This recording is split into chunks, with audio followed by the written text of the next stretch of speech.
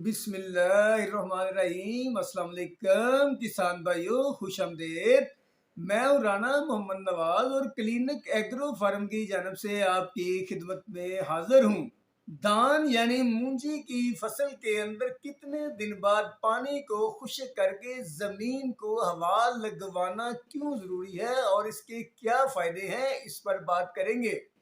जैसा कि आप जानते हैं, धान यानी मूंजी की फसल पानी के अंदर लगाई जाने वाली फसल है और मूंजी की ज्यादा बेहतर क्वालिटी की पैदावार हासिल करने के लिए और खुशबूदार चावल हासिल करने के लिए मूंजी के अंदर पानी खड़ा रख के ही इसकी ज्यादा पैदावार हासिल की जा सकती है। माहिरीन ज़राअत की राय है कि वाफर मिकदार में ट्यूबवेल और नहरी पानी होने के बावजूद मूंजी की फसल के अंदर पानी खुश्क करके एक दफा जमीन को हवा लगवाना बहुत जरूरी है।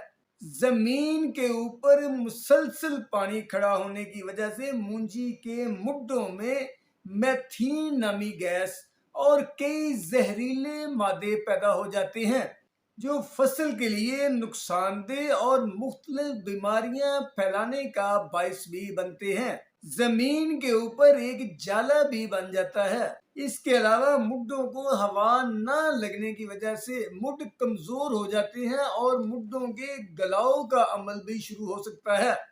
जमीन को हवा न लगने की वजह से जमीन के अंदर जरखेज मादे जिंक और बोरान और दीगर मादे जमीन के अंदर मौजूद होने के बावजूद भी फसल को मिल नहीं पाते हैं, जिसकी वजह से अक्सर धान की फसल जिंक की कमी और बोरान की कमी का शिकार हो जाती है।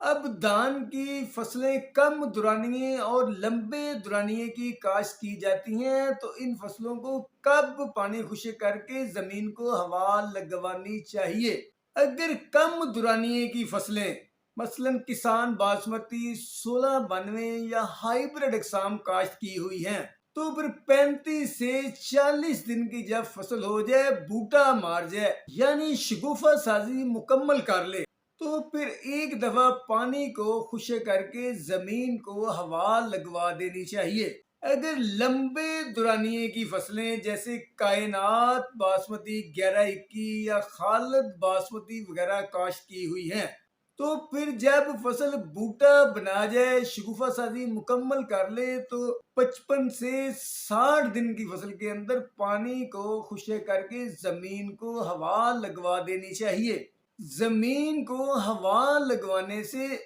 जमीन के साथ हवा का केमिकल रिएक्शन होता है, जिसकी वजह से जमीन के अंदर मौजूद जिंक, बोरान और दीगर खाद्य वगैरह एक्टिव होकर फसल को मिलना शुरू हो जाती हैं, जिससे फसल तंदुरुस्त सब्ज ग्रीन हो जाती है और मुड्डों को हवा लगने की वजह से मुड मजबूत हो जाती हैं और मुड्डों के ऊपर या फसल के ऊपर आने वाली जरासीमी बीमारियों के खदशात भी कम हो जाते हैं और मुड्डों को हवा लगवाने से जमीन के ऊपर जो जाला वगैरह बनता है वो भी नहीं बनता है।